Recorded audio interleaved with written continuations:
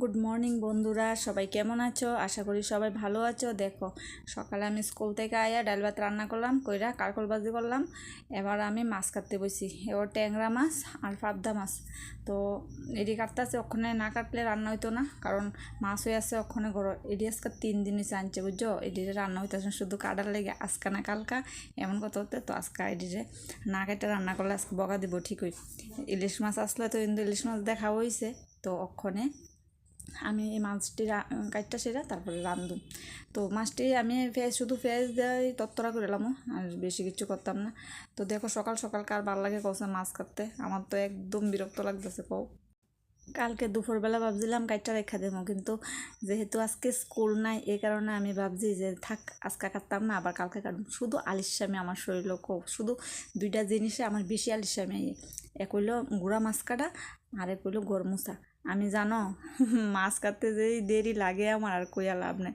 আর আরেক হইলো গরমুসা। গরমুসার আগে আমি এই কাজ ওই কাজ, মানে যখনই মনে করি আমি ঘরটা ওখানে মুছুম, মানে বিভিন্ন কাজ করি যাতে ঘরটা একটু পরে মুছি।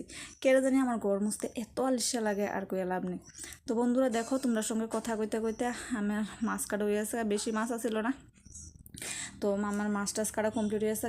এবার আমি মাছটিরে ধুমু, দইয়া রান্না টান্নাটা করি। এদিকে 9টা বাজে আছে, এর বাবা যাইব এর আননের লেগে। আমি তো মাছ কাটটা দুইটা রান্না করে সারছি। তো হেরে যে স্কুল থেকে আনতে গেছে, আইবার সময় মাংস লইয়েছে। মাংস আনানোর কারণ আছে, কারণ আমরা বাড়িতে আজকে অতীত আইব। তো অতীতটা কেডা আইব তোমরা আমি কালকার ভিডিওতে দেখামু। তো আমি মাংসটা তাড়াতাড়ি রান্না করে সারি, অনেকটি কাজ আছে, কারণ আজকে শনিবার যেহেতু। আর শনিবার রবিবার এই 2 দিন আমার কোনো কাজের আমি বাইল পাই না। মেন কথা হইলো রুটিন নাই যে। অন্য দিন তো আমি সকালে স্কুলে দিয়ে আমার টাইমে টাইমে আমি সব কাজ সারি, কিন্তু শনিবারের বাবা যেহেতু আনে, তো আমি একদম আলিস্য হয়ে যায় যে আস্তে আস্তে করি, এটা করি এটা করি।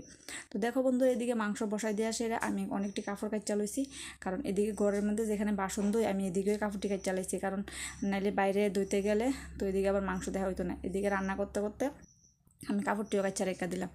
তো শুধু মাংস দিক দিয়ে দাঁড়ায় থাকলে ধুইতো না, কাপড়টি না ধুইলে, যেহেতু আজকে একটু রোদ্র উঠছে, তাড়াতাড়ি না ধুইলে শুকাইতো না। তো এই কারণে এদিকে মাংসও দেখতেছি, আর এদিকে কাপড় কাচা রেখা দিছি। আরেকবার টাইম পেলে আমি এটি ধুইয়া বাইরে মিল্লা দেবো, নাইলে তাড়াতাড়ি শুকাইতো না তো কাপড়টি। কার বাড়িতে তো অত্যাচার দেহ, সকালে বিছনাপত্র উড়ে জায়গাটা সারছি, এই সারা বিছনার মধ্যে সব কিছু জায়গা ফালাই রাখছে, আমার আর ভাল লাগে না।